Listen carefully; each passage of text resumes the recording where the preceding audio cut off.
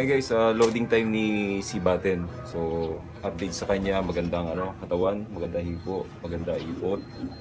At nagbigay na rin tayo ng ng pabaon sa kanya. Then, advance ang loading natin Friday. Then Sunday, ang liliparin niya is Calawag.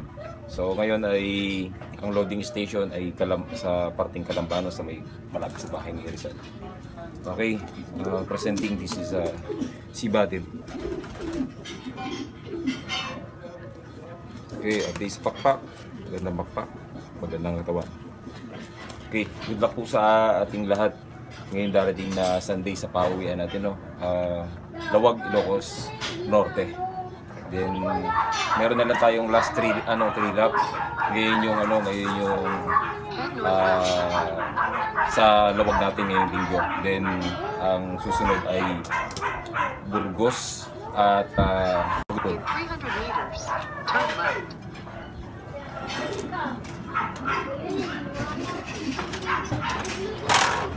In 300 meters, turn left.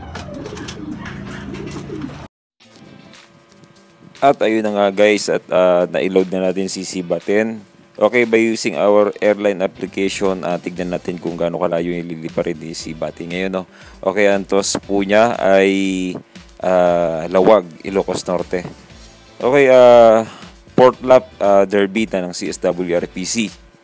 Then ayun, tignan natin So ito yung mga dinaanan ni Seabatten. So dapat nakakapag-toss tayo dyan banda para yung breaking point na tinatawag hindi umikot yung kalapate natin.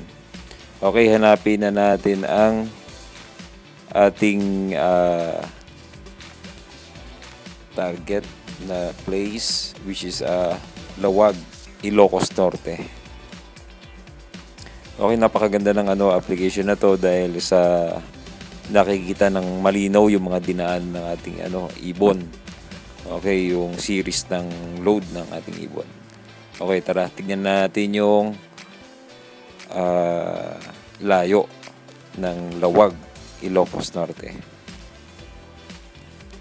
Okay, bandang taas Okay, lalagyan natin ng ng pinto, then isang pin sa ating place. Calamba, Palo Alto. Okay, lagyan natin ang pin. Okay. Then one more pin to our loop para makita natin yung exact distance. Hacienda, Palo Alto, Calamba, Laguna. One more pin. Okay. About 446 kilometers siniliparin ni Seabatten ngayon. Okay, port lap derby. Okay, good luck po sa lahat ng mga nag-load sa CSWRPC at sa lahat ng mga naglalaro sa North.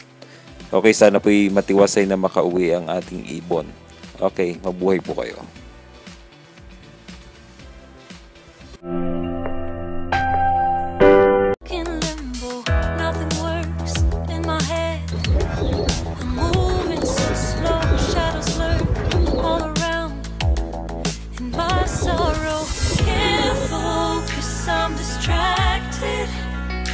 And I don't